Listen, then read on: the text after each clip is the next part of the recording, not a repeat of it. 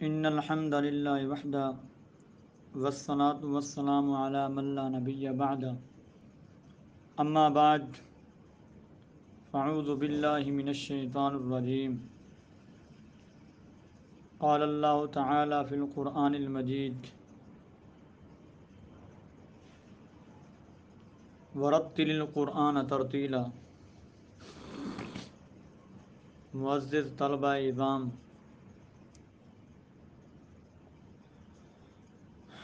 آج سے سابقہ سبق یقیناً آپ ذہن نشین کر چکے ہوں گے۔ مد فرعی کی جو اقسام تھیں ان کو وضاحت کے ساتھ اور مثالوں کے ساتھ بیان کیا گیا۔ آج اس کے بعد جو ہمارا سبق آنا چاہتا ہے، جس کا عنوان جلی میں آپ کے سامنے واضح کرنا چاہتا ہوں، اجتماع ساکنین کی اقسام اور ان کی مثالوں کے ذریعے وضاحت۔ تو معزز طلبہ، سب سے پہلے ہم اجتماع ساکنین کا لغوی معنی اور اصطلاحی معنی دیکھتے ہیں، پھر اس کے بعد ان کی اقسام کی وضاحت انشاءاللہ کریں گے۔ اجتماع ساکنین، اجتماع یجتمع، اجتماع یہ مصدر ہے باب افتعال کا، مطلب ہوتا ہے جمع ہونا، اکٹھے ہونا، اور ساکنین یہ ساکن کی تثنیہ ہے،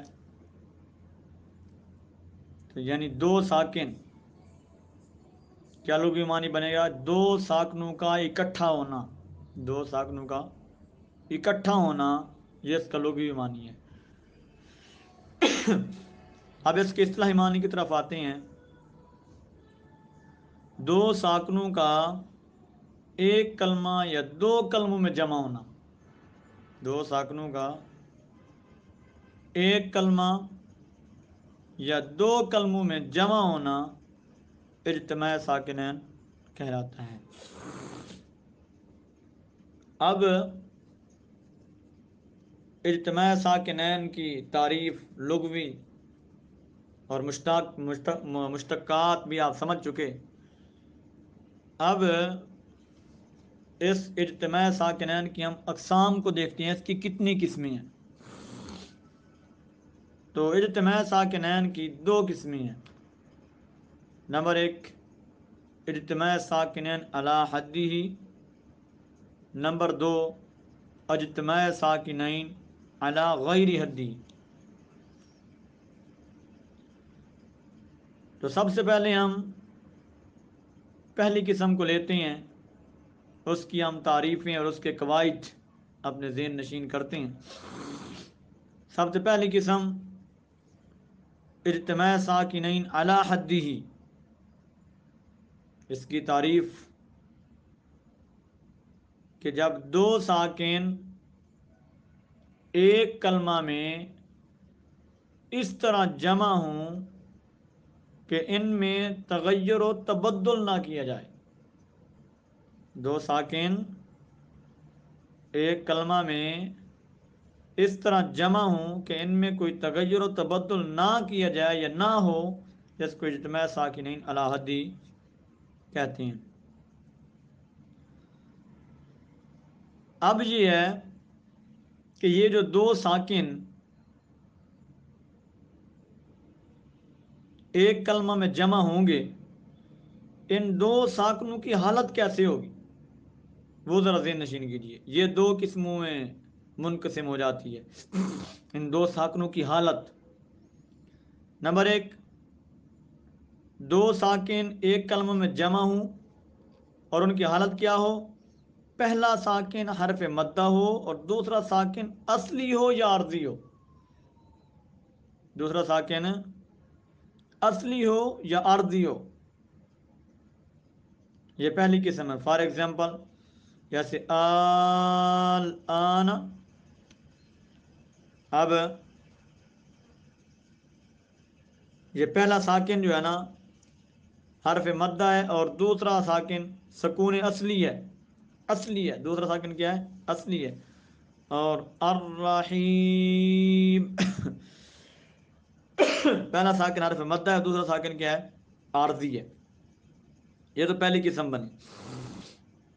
اب دوسری قسم دیکھیے کہ دو ساکن ایک کلمہ میں جمع ہوں، پہلا ساکن غیر مدہ ہو اور دوسرا ساکن عارضی ہو. دوسرا ساکن کیا ہو؟ عارضی. فار ایگزامپل دیکھیے الفجر، القدر. دیکھیں پہلا ساکن جیم ہے الفجر کے اندر، تو یہ غیر مدہ ہے، اور دوسرا ساکن عارضی ہے، اصلی نہیں ہے، وقف کی صورت میں یہ ساکن ہو رہا.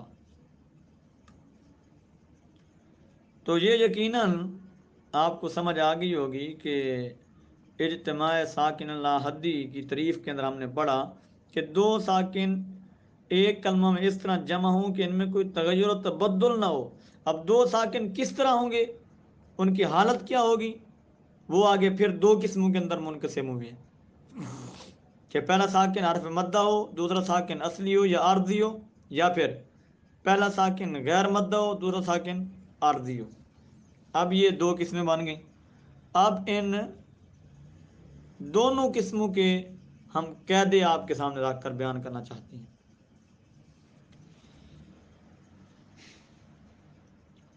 پہلی قسم کو لیجئے کہ پہلا ساکن حرف مدہ ہو اور دوسرا ساکن اصلی ہو، جس کا کیا حکم ہے؟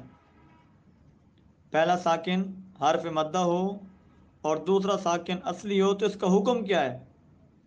تو اس کا حکم یہ ہے کہ دونوں ساکنوں کو وصلاً وقفاً باقی رکھیں گے. دونوں ساکنوں کو وقفاً وصلاً باقی رکھیں گے. جیسے الآن دابتن. اب ان کو وقفاً پڑھیں یا وصلاً پڑھیں تو ان کی حالت یہی رہے گی، یہ اپنی اصلی حالت کے اندر برقرار رہیں گے، کوئی بدلیں گے نہیں. اب دوسری قسم کہ دوسرا ساکن عارضی ہو، پہلا ساکن حرف مدہ، دوسرا ساکن عارضی ہو. اس کا قاعدہ کیا ہے بھائی؟ اس کا قاعدہ یہ ہے کہ دونوں ساکنوں کو صرف وقفاً باقی رکھیں گے. دونوں ساکنوں کو صرف وقفاً باقی رکھیں گے، وصلاً باقی نہیں رکھیں گے.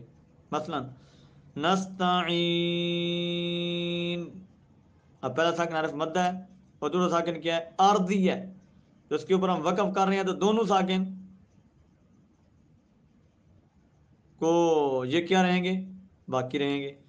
یعلمون، اب دوسرا ساکن عارضی ہے، پہلا ساکن حرف مدہ ہے، تو یہ وقفاً جو ہے نا یہ ساکن اپنی حالت پر برقرار رہیں گے.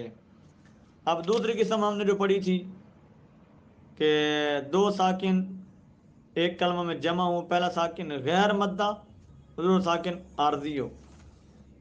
تو اس کا قاعدہ کیا ہے؟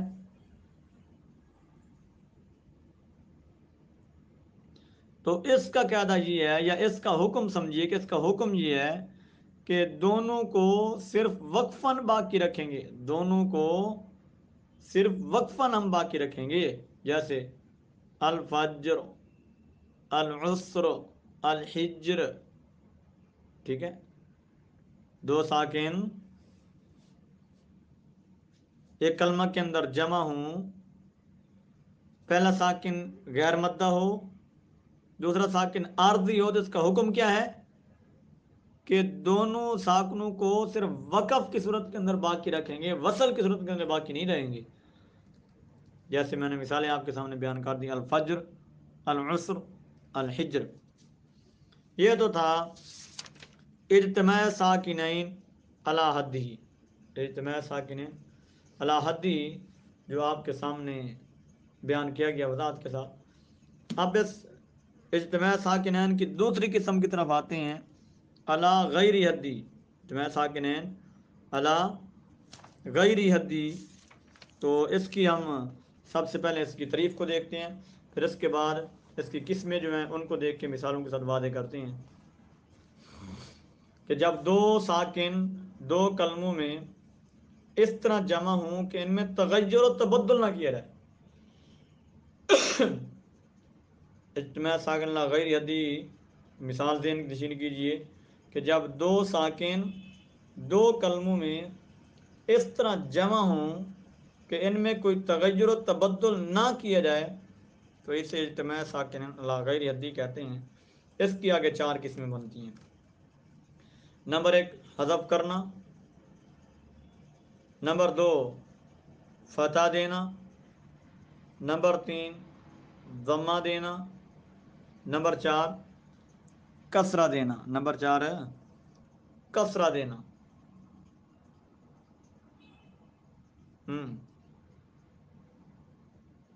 تو سب سے پہلا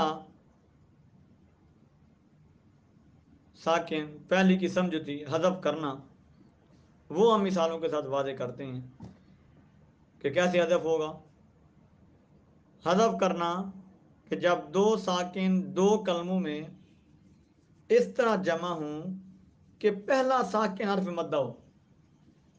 جب دو ساکن دو کلموں میں اس طرح جمع ہوں کہ پہلا ساکن حرف مدہ ہو تو اس کو گرا دیں گے. اس کو گرا دیں گے یعنی پہلے ساکن کو ہم گرا دیں گے. جیسے وَاسْتَبَقَ الْبَابَ، وَاسْتَبَقَ الْبَابَ. اب اصل میں یہ تھا وَاسْتَبَقَ الْبَابَ، وَاسْتَبَقَ الْبَابَ. اب دیکھیں وَاسْتَبَقَ کے اندر یہ جو پہلا ساکن ہے یہ حرف مدہ ہے، یہ حرف مدہ ہے. تو پیچھے ہم قاعدہ پڑھ چکے ہیں کہ جب دو ساکن دو کلمے سے جمع ہوں کہ پہلا ساکن حرف مدہ ہو تو اس ساکن کو گرا دیں گے. جیسے تو اس طرح ہم نے اب وَاسْتَبَقَ کے آگے جو الف تھا اس کو ہم نے گرا دیا ہے تو ہم کیا پڑھ رہے ہیں وَاسْتَبَقَ الْبَابَ، وَاسْتَبَقَ الْبَابَ. اس کے بعد دوسری قسم کی طرف آئیے، فتح دینا. فتح دینا پہلے ساکن کو فتح دینا. اس کا کیا کہتا ہے بھائی، یہ ذہن نشین کیجئے کہ جب دو ساکن دو کلموں میں اس طرح جمع ہوں کہ پہلا ساکن مین جارہ کا نون ہو یا الف لام میم کا میم ہو تو پہلے ساکن کو فتح دے کر پڑھیں گے. پہلے ساکن کو فتح دے کر پڑھیں گے. جیسے من اللہ الف لام میم اللہ. ٹھیک ہے.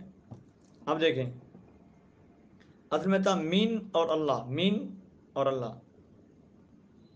اب دیکھیں کہ مین کے اندر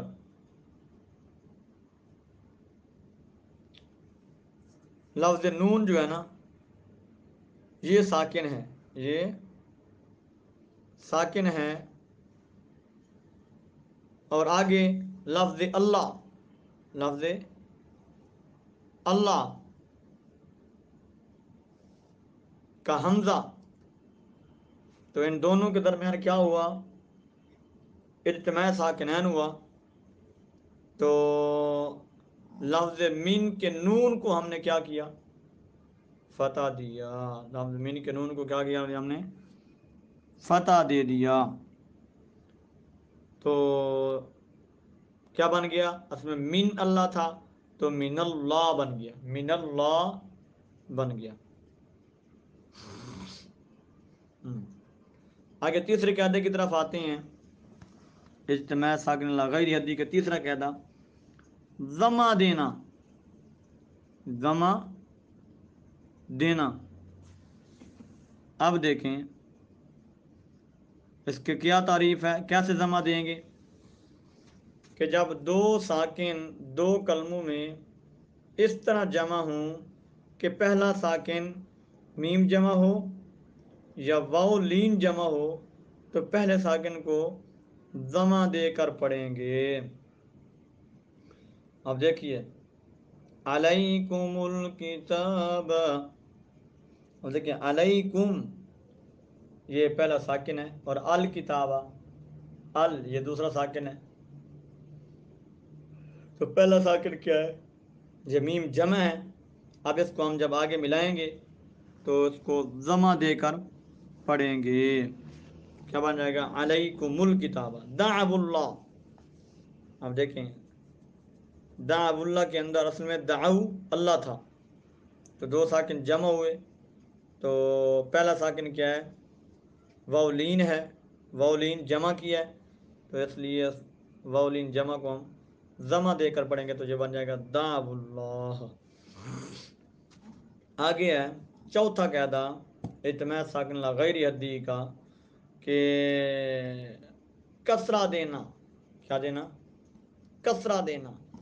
اب اس کسرہ کیسے دینا ہے، اس کی کیا تعریف ہے؟